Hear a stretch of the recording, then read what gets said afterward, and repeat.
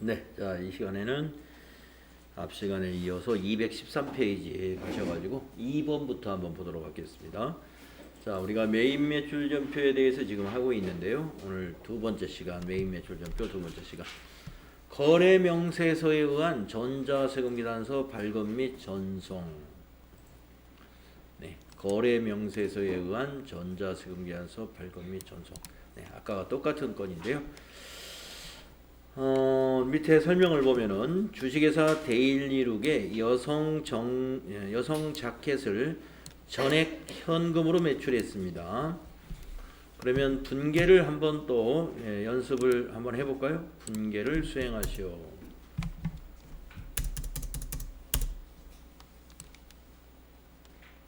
그러면 자, 이 문제는 차변의 현금이겠네요. 5,500만 원. 자산이 증가했고요. 자, 대변은 네, 상품 매출 같습니다.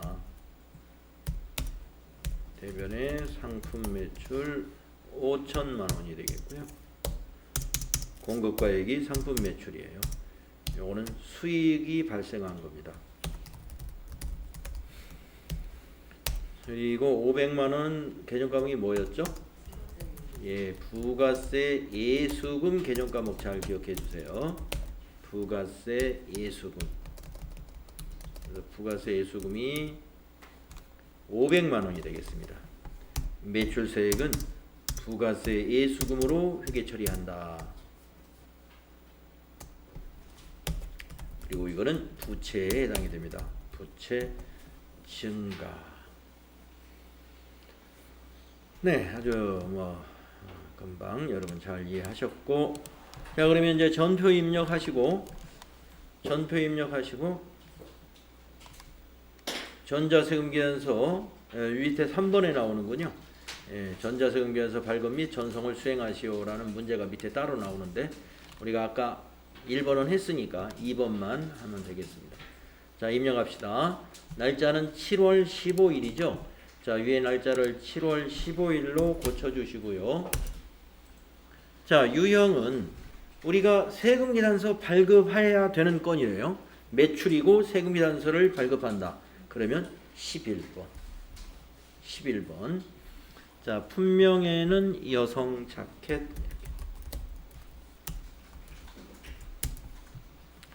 수량 1000개.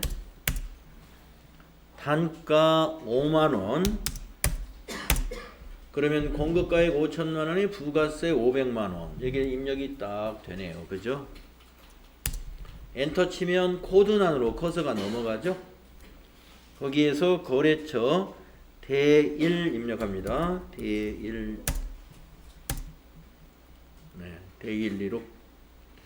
자, 이제 전자세금계산서는 우리가 발행해야 되니까 0번. 예, 발급해야 될 때는 0번. 자, 분계는 현금으로 매출했기 때문에 밑에 메시지 보시면 현금은 1번입니다. 1번. 자, 그러면 입금전표가 두 줄로 입력이 됐어요. 자, 첫 번째 줄의 입금전표는 차변의 현금, 대변의 부가세 예수금. 두 번째 줄의 입금전표는 차변의 현금, 대변의 상품 매출. 이런 내용이죠. 네. 그래서 결국에 차변의 현금이 5,500, 대변에는 부가세 예수금 500과 상품 매출 5,000 해서 5,500. 분계를 이렇게 보실 줄 알면 됩니다. 네. 분계가 자동으로 만들어진다는 거. 하나 손댈 게 없어요. 자, 그 다음에 이제 세금계산서를 발급하고 전송하는 일이 남아있죠. 자, 전체 메뉴 가셔가지고 부가가치세 2에 있는 전자세금계산서 발행 및 내역관리로 갑니다. 거기 가셔서 날짜 7월 15일이죠. 7월 15일부터 7월 15일로 검색을 하시게 되면 이렇게 보인다 이거죠. 앞에 체크박스 체크해 주시고 상단에 있는 전자 발행이라는 단추를 클릭합니다. 그러면 로그인 창이 나오는데 밑에서 확인 눌러주시면 되는데요. 네. 다 잘 확인됐어요. 현금난까지 잘 됐네요. 자, 밑에 발행되었습니다. 해서 확인 눌러주시면 거래처에 발행은 되었고 국세청 발행 대상이라고 되어 있죠. 그래서 아카데미 전자세금이단서 여기 클릭하시면 웹사이트 같은 홈페이지가 나타납니다. 로그인 단추 눌러주셔야 되고요. 그러면 이와 같은 양식이 나타납니다. 그러면 미전송을 체크하시고 바로 밑에 있는 매출 조회를 누르면 이와 같이 전송되지 않은 건이 조회가 됩니다. 그러면 바로 위에 발행 단추 있으니까 눌러주시고 확인 또 한번 확인하시면 없어집니다. 그러면 요 창 닫아주시고 그 다음에 이것도 조회 안 누르고 그냥 닫아도 돼요. 그리고 메인 매출 전표에 와서는 혹시 모르니까 한번 위에 조회 눌러보십니다. 그러면 이 자리에 전자 발행 이렇게 나타나게 되는 것이죠. 이런 스타일의 문제가 한 문제 꼭 출제하고 있다는 겁니다.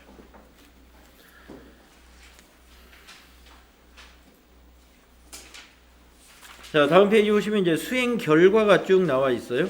수행 결과가 우리가 입력했던 내용과 똑같습니다.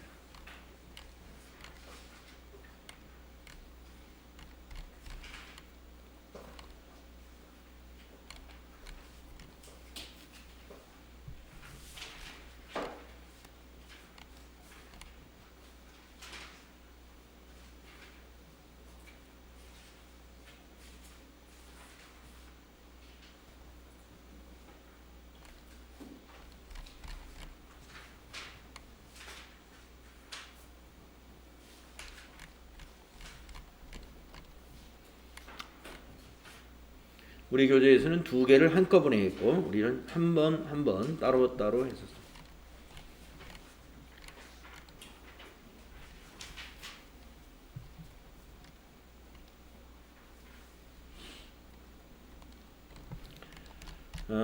팁이 있는데요. 217페이지 수행 팁 한번 읽어보고 마무리할게요. 시험에서는 매출 전자세금계산서에 대해 발급 전송하는 문제가 한 문제 출제된다 이 말이죠. 그리고 그 외에 매출 전자세금계산서를 1번 전자입력으로 할 것으로 제시가 된다. 그러니까 발급 전송하는 거가 한 문제가 나오고 그 외의 것은 1번 전자입력하라라는 주문을 하게 되니까 그때는 0번으로 비우지 말고 이렇게 1번 전자입력해라 하는 것은 1번 해주시면 돼요. 나중에 이제 기출문제 모의고사에서 계속 연습을 할 거고요. 또 여기에도 좀 문제가 많이 나옵니다.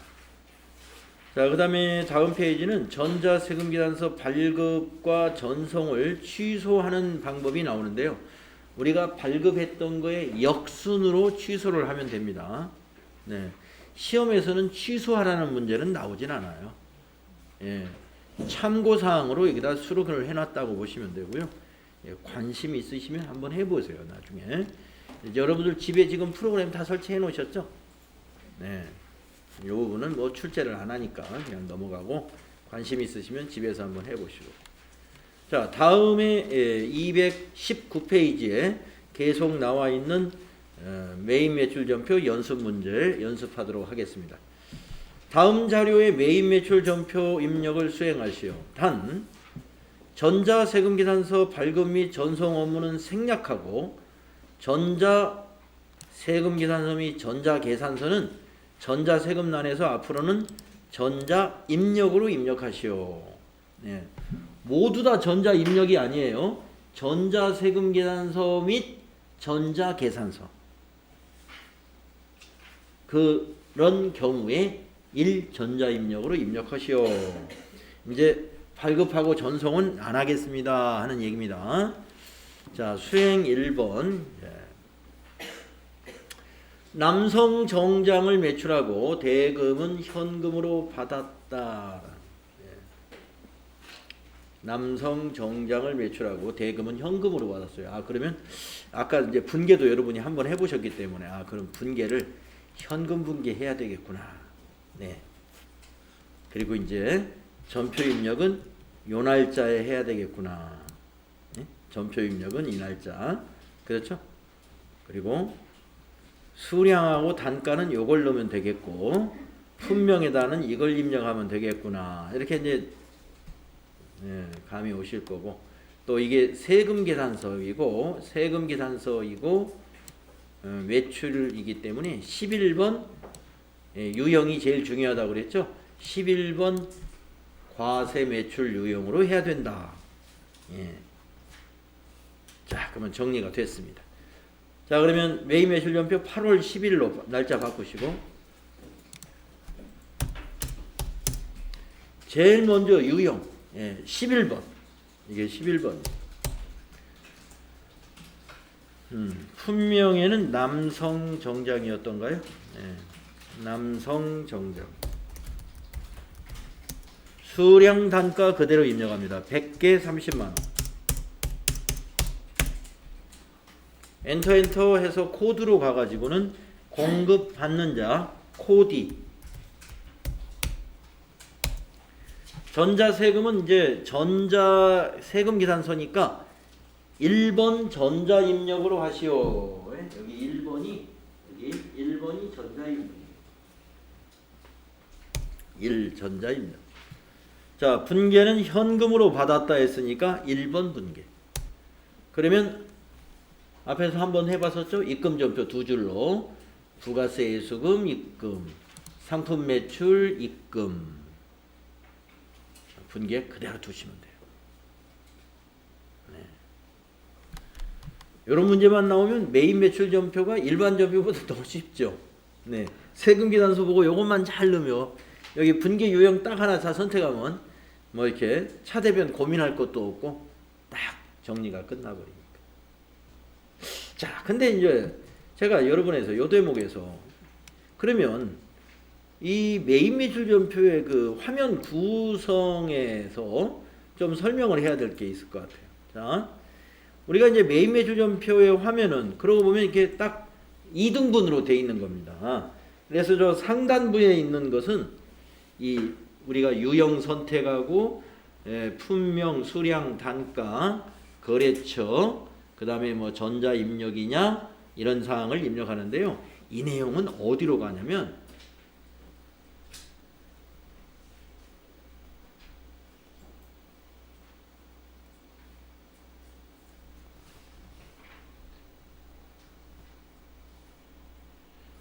부가가치세 신고서 및 부속 서류로 전달이 돼요.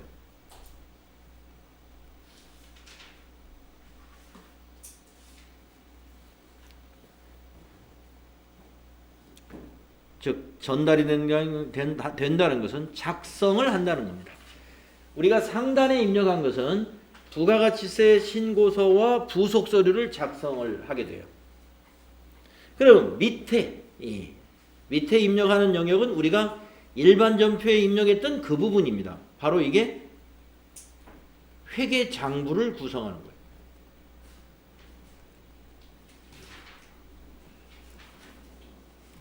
회계장부를 작성하는 거예요.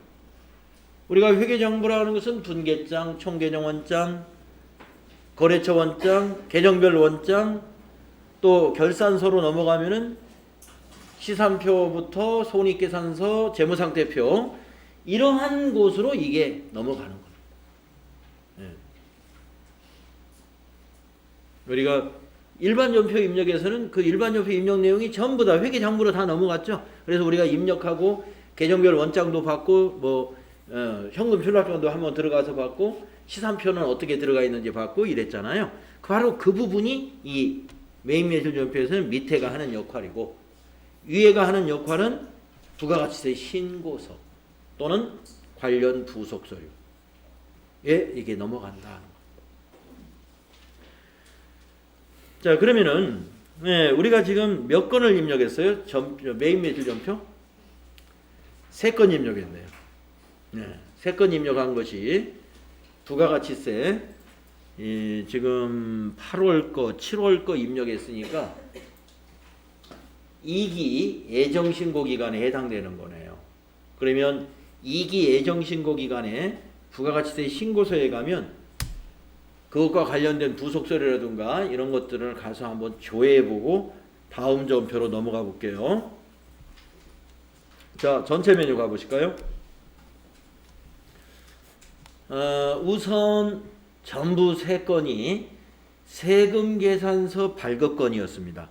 그러면 세금계산서 합계표가 만들어졌어요.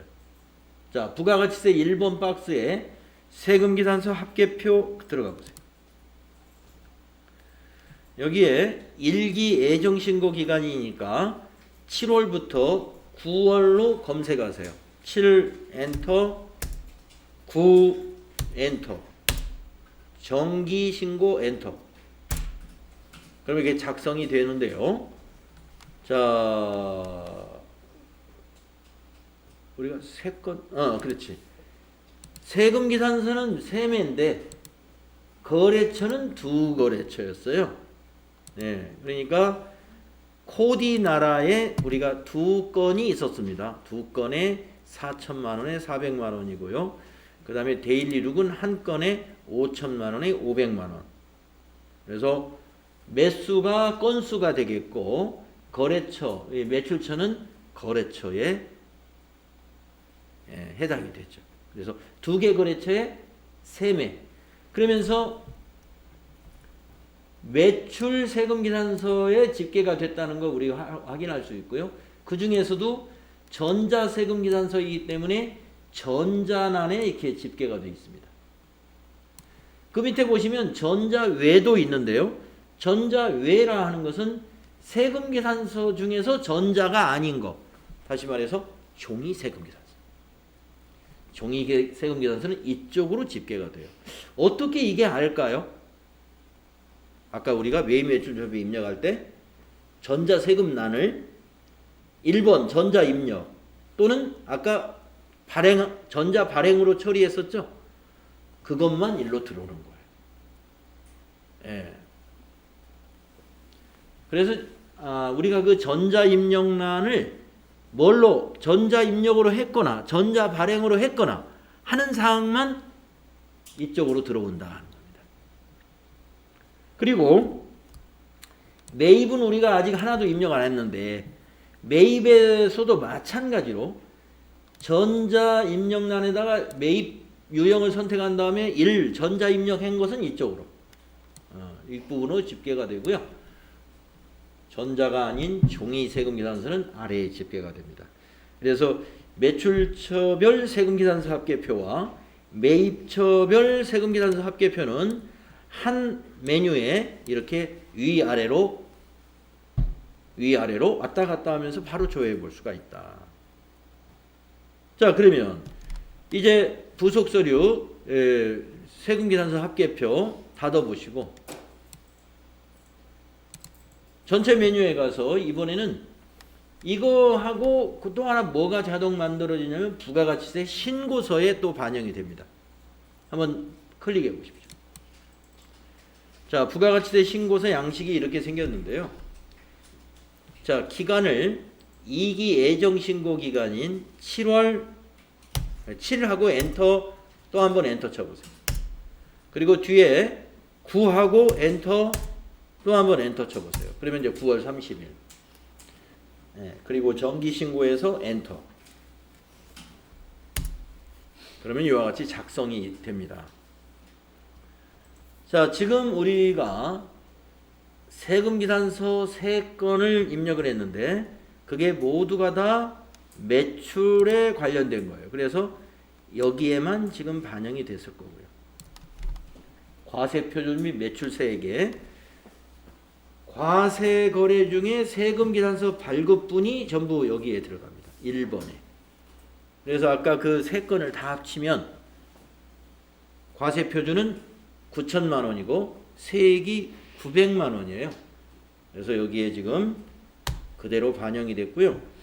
차가감 납부할 세액도 현재는 매입세액이 없으니까 여기 900만 원이 그대로 납부세액으로 지금 와 있는 거죠.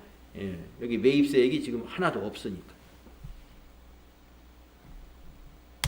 그래서 매입매출전표의 상단부에 입력한 것은 회계장부 말고 부가가치세와 관련된 부속 서류는 다 여기에 있는 서류들입니다. 여기에 있는 서류. 그동안 일반 전표는 전표 입력하고서 여기 있는 장부, 그 다음에 뭐 고정재산 등록 또는 결산 재무제표, 그리고 자금관리 쪽에 있는 그런 장부들을 가서 조회해보고 그랬었죠. 일반 전표 입력하고서. 근데 매입매출 전표 입력하는 것은 물론 여기에 그 밑에 분계가 다 여기에 반영됐고, 우리가 자금관리는 안 했으니까 자금관리에 들어가는 것은 아직은 없겠으나 자금관리까지 하게 되면 여기도 들어가고요. 거기다 플러스 부가가치세 관련된 신고서와 부속서류가 함께 만들어진다.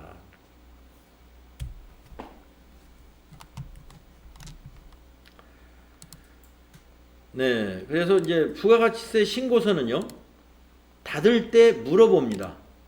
지금 이제 화면이 이러잖아요. 이렇게 상단에 저장이라는 단추도 있고요. 내가 이 저장을 누르지 않고 닫으면 저장하겠느냐라고 물어봐요. 예. 이걸 저장하고 닫으면 물어보지 않겠죠? 예, 그냥 닫으면 저장하시겠습니까? 예 해주시면 예, 저장이 되는 거고요.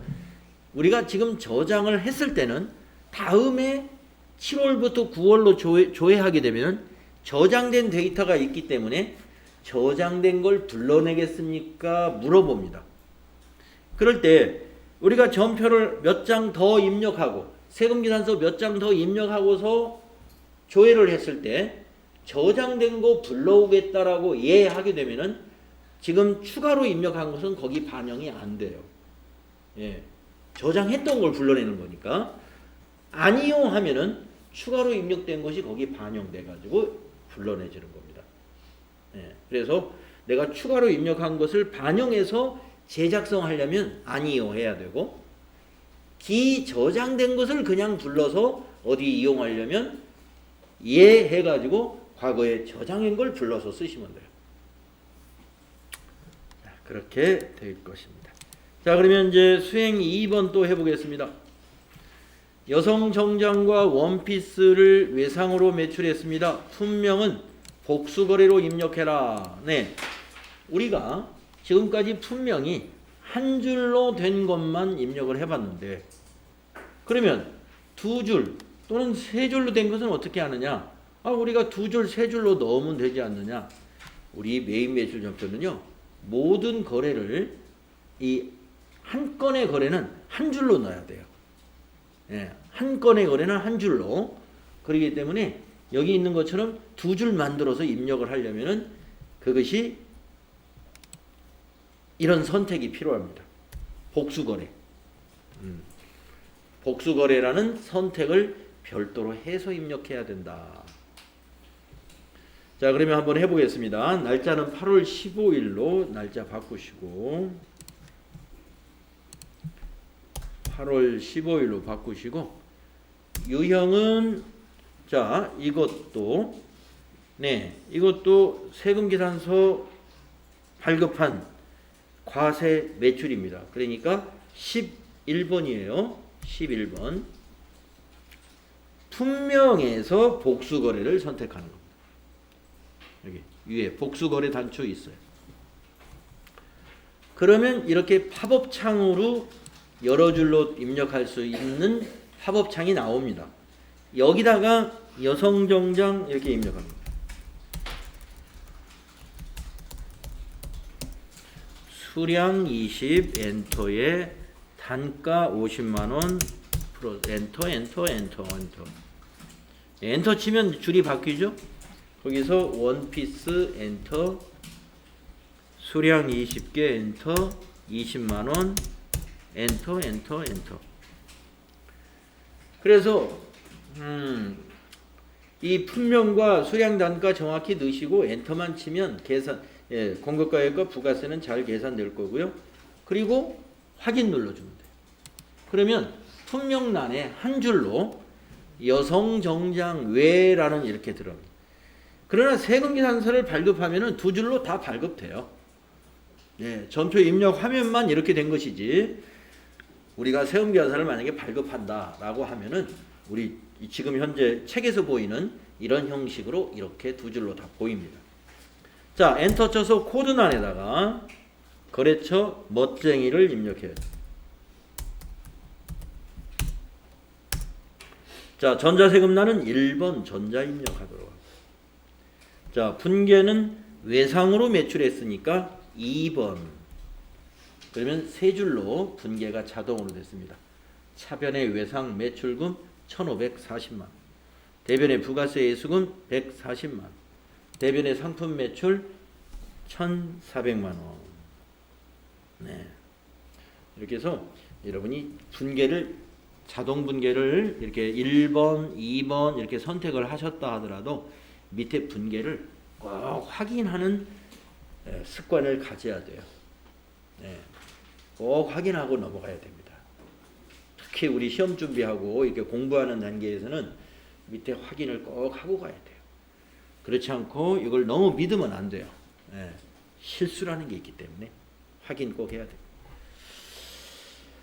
자, 그래서 복수거래, 품명이 두 줄 이상일 때는 품명란에 커서가 있을 때 복수거래 눌러서 팝업 창에다가 여러 줄을 입력하고 확인 단추를 누르면 된다는 것이죠. 자, 이제 다음 거 보도록 하겠습니다. 자, 수행 3번이죠.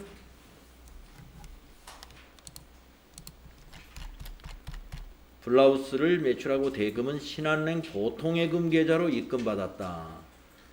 자, 요건 이제 지금까지 입력한 거하고 뭐가 다르냐면, 지금까지는 외상했다, 현금으로 팔았다, 이거밖에 없었죠.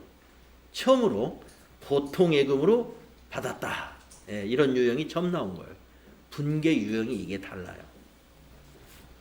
자, 그러면 작성일자 8월 20일로 날짜 고치시고요. 날짜 8월 20일로 고치시고요. 유형은, 자, 세금계산서 발급한 매출. 그러면 11번. 세금계산서 발급한 매출이 11번. 자, 품명 블라우스. 수량 100개. 단가 6만원.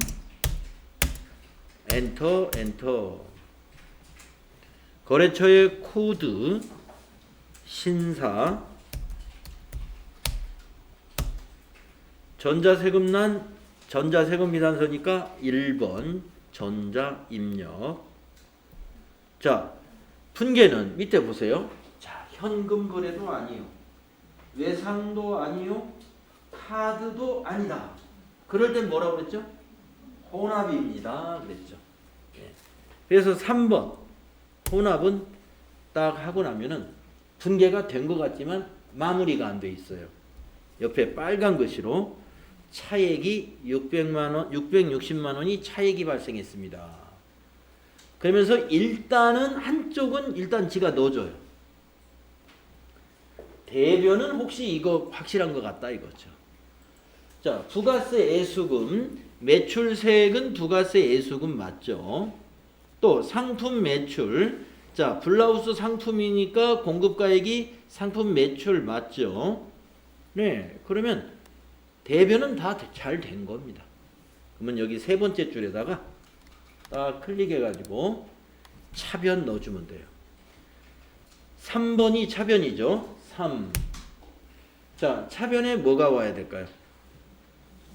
보통 예금이죠. 그렇죠. 그래서 보통 하면 103번 보통 예금. 자, 차변 금액을 넣을 차례입니다. 우리가 일반 전표는 계정 과목 입력하고 나오면 그 다음에 거래처로 넘어갔죠. 조금 순서가 세팅이 그 다음에 바로 금액이에요. 그래서 보통 예금은 얼마다? 660만 원이겠죠. 6600 플러스. 자, 마지막에 숫자를 입력하고요. 여기 밑에 보시면 거래처 코드 및 적용 변경을 위해서는 금액을 입력한 후 탭으로 이동하고 엔터를 사용하세요. 네, 우리가 그동안 엔터를 너무 많이 쳤잖아요. 이 메인 매출 전표에서는요. 마지막 금액 입력하고서는 탭을 쳐보세요. 탭. 예, TAB 탭키. 엔터 쳤다가 올라갔다 다시 내려와도 되긴 돼요. 예, 내려와도 되는데 왜 엔터를 치면 어떻게 되냐면 위로 올라가 버려요. 커서가.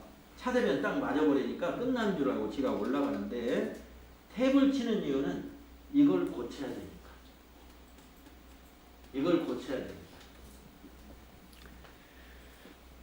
그런데 아까 말은 모르고 엔터 쳐버렸다 그러면 어떻게 한다고요? 이거 고쳐야지 하고 분개 눌러서 다시 여기로 내려오시면 돼요. 자, 왜 고쳐야 되느냐? 우리 일반 전표에 적용했던 그 원칙은 메인 매출 전표에도 똑같이 적용이 되는데 밑에 계정 과목이 채권, 채무, 예금 이런 계정 과목은 거래처를 꼭 정확히 넣어야 됩니다. 자, 보통 예금을 신사숙녀에다 한 거 아니죠? 네, 은행으로 이걸 바꿔야 된다 이거죠. 그래서 신한은행 보통예금 계좌로 받았기 때문에 여기 코드가 신한이 된다 이런 말씀입니다. 이거 안 바꾸면 안 돼요. 네, 안 바꾸면. 그래서 혼합도 뭐 하여튼 한쪽이라도 자동으로 딱 되니까 굉장히 편한 거죠. 예. 혼합을 할 때는 무조건 뭔가가 고칠 것이 거의 있거나 추가를 뭔가 하나는 더 해야 돼요. 혼합은 완전 자동이 절대 아니에요. 잘 보셔야 돼. 혼합은 특별히 현금, 외상, 카드보다 더 잘 다뤄야 된다는 거죠. 혼합은. 잘했습니다. 자, 그러면 이제 수행 4번으로 한번 가볼까요? 예, 증빙이 이제 바뀌었습니다. 증빙이 지금까지는 전자 세금 계산서였는데 이 증빙의 제목을 잘 보셔야 돼. 두 자가 부족합니다. 세금자가 없어요. 전자 계산서라고 하는 거죠. 이름만 그런 것이 아니라 여기 공급가액만 있고 세액난이 없다는 거죠. 자세히 보시면. 그래서 이 증빙의 이름도 차이가 있고 내부 구조도 공급가액 뿐이고 세액이 빠져 있는 거. 요게 계산서입니다. 그렇기 때문에 지금까지는 11번 세금계산서 과세매출로 유형을 선택했지만 이거는 매출은 매출이지만 11번이 아니에요. 그렇죠. 이게 면세매출 13번으로 유형을 선택해야 하는 건이에요. 자, 그러면 문제를 보시면요. 패션 잡지를 매출하고 50%는 현금으로 나머지는 외상으로 매출했다. 본 문제 하나요. 겸용사업자라고 가정한다 그랬습니다. 겸용사업자라는 의미는 과세사업과 면세사업을 같이 겸해서 운영한다라는 그런 겸용사업자를 의미하는 겁니다. 상당히 많은 사업자들이 여기에 해당이 돼요. 예, 과세사업과 면세사업을 겸용하고 있어요. 그러니까 지금 이 회사는 패션회사, 의류를 도소매하는 회사인데 더불어서 책도 만든대요. 잡지책. 그래서 잡지책을 만들어 가지고 팔았어요. 20권. 그래서 책은 면세 제외이기 때문에 세금이 없습니다. 매출세액이. 그래서 13번 계산서 발급했으니까 13번 면세 매출 유형을 선택해야 돼요. 자, 날짜 여기 있습니다. 8월 25일로 고치시고요.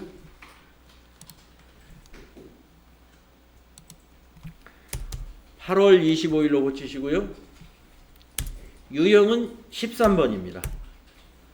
자, 품명에는 패션 잡지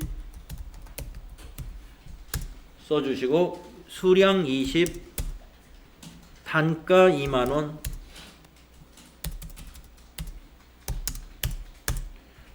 네, 부가세난이 비어있게 되죠. 유형을 13번으로 했기 때문에. 자, 코드는 거래처가 대1. 전자계산서도 전자세금란을 1번 하면 돼요. 전자자 들어가는 건 다 1번이라고 그랬죠. 직접 발행하는 거, 발급하는 거 빼고. 전자자 들어간 건 다 1번. 직접 발급하는 거 빼고. 자, 그 다음에 분계는 보니까 현금과 외상이 섞여 있어요. 이것도 혼합이에요. 섞여 있는 것도 혼합. 그래서 3번. 자, 그러면 상품 매출이라고 되어 있습니다. 자, 우리 패션 잡지도 상품 맞죠? 면세 사업을 겸용하는 사업자니까 상품 맞습니다. 자, 그러면 상품 매출 40만원에 두 번째 줄에 놓고 먼저 현금부터 차변 처리할까요? 3번 차변에 101번 현금 20만원. 여기서는 엔터. 네, 또 3번 차변에 108번 외상 매출금. 현금 101번, 외상 매출금 108번. 이거 아주 많은 거니까 이제 이게 어느 정도 눈에 들어오면 외워버리세요.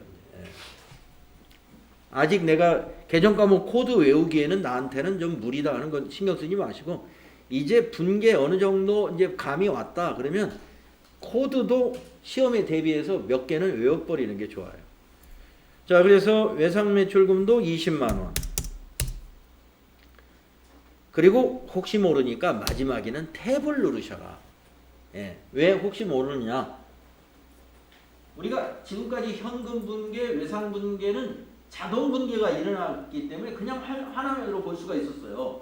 근데 이거 외상 매출 20만원하고 엔터 쳐버리면 위로 올라가 버리거든요. 뭐 올라가도 틀리지 않았어요. 그러나 꼭 확인하고 가는 습관을 가져요.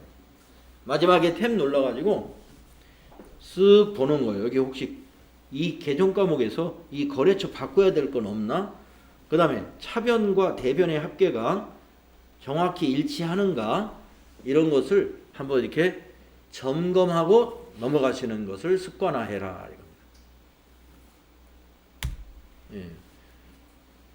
틀림없이 했죠? 엔터로 이제 지나가시면 돼요. 자, 13번 면세 매출은요, 부속 서류가 계산서 발행 직계표라는 것이 계산서 직계표가 만들어지고, 그 다음에 부가가치세 신고서도 아까 1번 자리가 아닌 다른 위치에 표시가 됩니다. 부가세가 없는데 왜 표시가 되지? 여기다 입력한 거는 어딘가 신고서 어딘가 다 들어가 있어요. 그래서 그게 신고서 어디에 표시가 되는지 조금 이따가 확인해 보도록 하겠습니다. 자, 수행 5번을 한번 볼까요?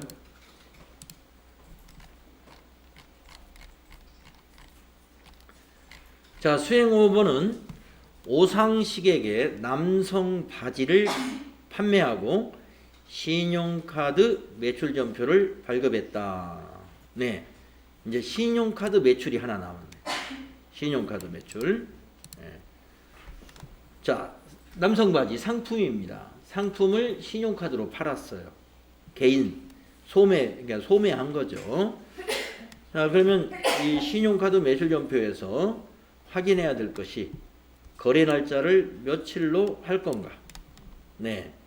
그리고 합계 금액은 얼마인가? 왜 합계 금액이냐면 우리가 지금까지 계산서나 세금 계산서를 입력할 때는 공급가액란에다가 공급가액만 입력하면 됐어요.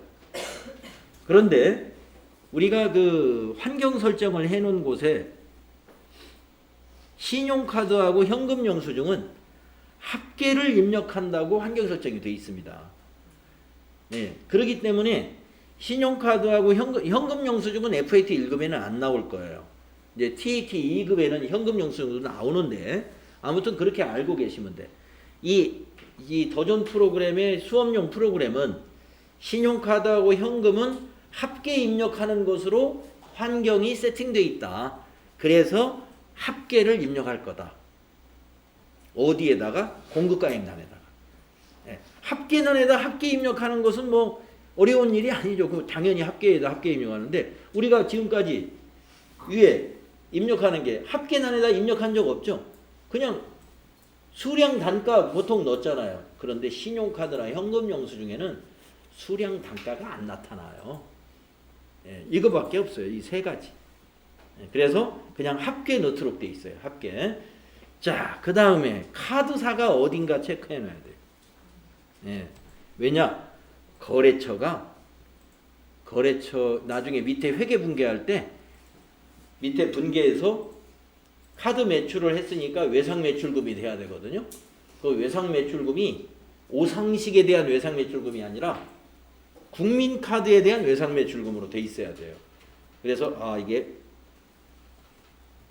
오상식 씨가 무슨 카드, 우리가 무슨 카드 가맹점으로 팔았는가 이것도 체크해 둬야 되고 그 정도 체크하면 됩니다. 자, 그러면 이제 입력을 해 보겠습니다. 8월 30일로 날짜 바꾸시고요. 8월 30일 유형이 17번이죠. 카드 과세 매출. 딱 그러면 어느 카드 사냐 물어봐요. 그래서 F2를 누르거나 그 마우스로 물음표 단추를 누르셔가지고 국민카드 거다. 우리 가맹점이 국민카드사 하나밖에 없는 모양이에요. 그래서 확인. 또 한 번 확인. 예, 요 단계가 하나 필요하고 그 다음에 품명에는 남성 바지라고 써주면 되죠. 그 영수증에는 없지만 거기 설명에 남성 바지를 판매했다라고 나왔으니까. 그리고 수량 단가가 없어요. 없으니까 지나가고 여기다가 공급가액에다가 합계를 넣는다. 16만 5천 원. 그러면 이게 금액이 알아서 세액하고 공급가액이 나눠지죠. 그리고 합계가 합계란에 넘어가요. 지가. 예. 이렇게 하시고 거래처는 오상식. 아까 그 거래처는 카드사지만 여기 거래처는 실제 상품을 사간 거래처예요. 그러니까 여기는 오상식이에요. 여기는. 그리고 전자세금란은 이건 전자 아닙니다. 전자세금란에 1번 하는 것은 전자계산서나 세금계산서만이에요. 신용카드나 현금영수증은 여기에 전혀 해당이 없어요. 그런 것은 0번을 누르고 지나가거나 그냥 방향키로 그냥 지나가면 돼. 오른쪽 화살표키로. 그냥 패스. 자, 분계가 이제 드디어 카드 분계가 나왔죠? 네. 4번 카드 분계했을 때 외상매출금 분계로 제대로 되는지 잘 보세요. 4번. 네, 제대로 됐군요. 자, 카드 매출로 했더니 예, 외상매출금. 오상식 씨한테는 받았어요. 16만 5천 원. 그러나 국민카드사에서는 아직 우리 통장으로 안 들어왔습니다. 그래서 외상매출금의 거래처는 국민카드사가 되는 거예요. 그리고 두 번째 줄에 부가세 예수금이 있고 또 세 번째 줄에 상품매출, 부채증가, 수익발생. 이건 똑같고요. 바꿀 게 없죠. 바꿀 게. 혹시 여러분이 여기서 카과를 선택할 때 신용카드 거래처를 뭐 그냥 입력해야 되는데 패스하고 넘어가 버렸다. 그러면 여기가 거래처가 오상식으로 딱 왔을 거예요. 그러면 이거 고쳐줘야 돼요. 여기서 국민카드로 여기서 고치고 가면 돼요. 네. 그리고 이제 거래처가 파란색으로 나오는 경우가 여기 부가세 신고서에 들어가는 이 거래처와 회계장부에 들어가는 거래처가 서로 다를 경우에만 그 부분이 파란색으로 표시가 됩니다. 예, 파란색으로. 네, 이렇게 해서 신용카드 17번 카과 매출도 한번 해봤습니다. 예, 그래서 매출 유형 세 가지 다 해본 셈이에요. 많이는 안 해봤지만 11번 과세 매출, 13번 면세 매출, 17번 카드 과세 매출. 매출이 이 세 가지 유형에서 출제를 한다는 거예요. 자, 그러면 이거 닫아보시고 메인 매출 전표 닫아보시고, 자, 그러면 지금까지 이제 아까 세금 계산서 합계표는 봤는데 계산서 합계표하고 신용카드 매출 전표 발행직계표 이건 아직 안 봤죠. 한번 봅시다. 자, 세금 계산서 합계표 눌러보세요. 네, 기간은 7월부터 9월로 입력합니다. 엔터 치시면 한 건에 40만 원짜리 아까 잡지책 그거 넘어왔겠죠. 작성돼 있죠. 전자란에.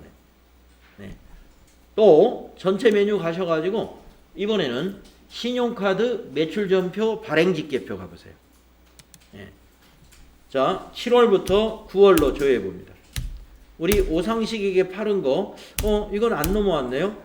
어떤 양식은 넘어오는 것을 자동으로 넘기는 것도 있고 불러와야 넘어오는 것도 있어요. 이렇게 안 넘어오는 것은 오른쪽 상단을 잘 보시면 불러오기라는 단추가 하나 있어요. 그거 눌러보세요. 읽으시겠습니까? 예. 이제 읽어왔습니다. 예. 작성 날짜를 넣는데 넘어오지 않은 것은 위에 메뉴를 보시면 돼. 불러오기 있다 이겁니다. 자, 보시면 신용 직불 김영식 선불카드 6번에 16만 5천 원짜리 과세 매출분에 잡혀 있죠. 예. 만약에 면세 매출분이다 이것은 부가세 없는 뭐 잡지를 카드로 팔았다. 그러면 여기 면세 매출로 잡히죠. 카면. 근데 우리 카면은 시험에 안 나와요. FAT 1급에서는 아직은. 네. 근데 이걸 알면 자연스럽게 카면도 안다는 거죠. 우리가 신용카드로 과세제화만 팔겠어요? 신용카드로 잡지도 파는 경우도 있겠죠. 그거는 메인 매출전표 입력하면 이 자리에 잡히는 거예요. 그거는. 또 여기도 이제 나중에 아시게 되는데 신용카드로 팔았는데 세금 계산서도 발급했대요. 이건 무슨 건이냐면은 개인은 그런 경우가 없는데 그 사업자를 상대로 해서 사업자가 우리 회사 상품을 사갔는데 자기 회사 법인카드로 결제를 했단 말이에요. 그럼 법인카드 이미 신용카드 매출전표 발행됐죠? 그런데 연락이 왔어요. 세금 계산서를 해달라고. 그러면 해줘야 됩니다. 그러면 매출이 이중으로 잡히면 안 되겠죠? 세금 계산서를 발급을 할 때 11번 과세 매출로 하고 저기 끝에 분계를 카드 분계하게 되면은 여기에 지가 알아서 카드는 매출에서 빼줘요. 세금 계산서가 우선이야. 세금 계산서가 우선. 그 금액이 여기에 집계가 돼요. 세금 계산서와 신용카드가 중복해서 발급된 건은 여기에 따로 이렇게 집계가 되어 가지고 우리가 알아볼 수 있게 정리가 된다 하는 얘기입니다. 자, 그러면 이제 앞으로 그런 일이 있을 거고요. 자, 그러면 이제 신용카드 매출전표 발행직계표 닫아보시고 세금 계산서 합계표도 닫아보시고 부가가치세 신고서 보고서 수업 마칠게요. 자, 부가가치세 신고서 하셔가지고 7월부터 9월로 다시 한번 작성을 하는데 이렇게 물어본다는 겁니다. 저장된 내용이 있는데 불러오시겠습니까? 아니요 해야 바뀌어요.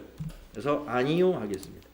그럼 이게 바뀌었는데 우리가 지금 이제 세금계산서 발급한 매출이 아까는 9천만 원이었는데 지금 1억 1천만 원으로 늘었고요. 세액은 1,100만 원.